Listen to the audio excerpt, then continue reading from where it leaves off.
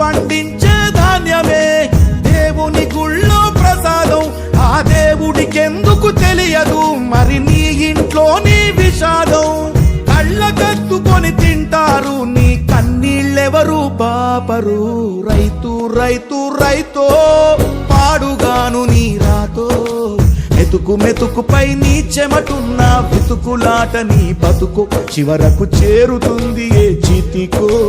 పంచభక్ష పరమాన్నం తిని నిన్ను పట్టించుకునే వాడు లేడు. రైతు రైతు రైతో పాడుగాను నీ రాతో.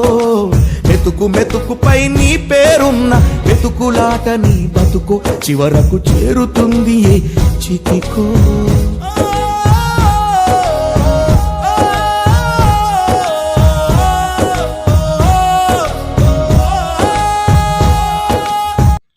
Please do subscribe.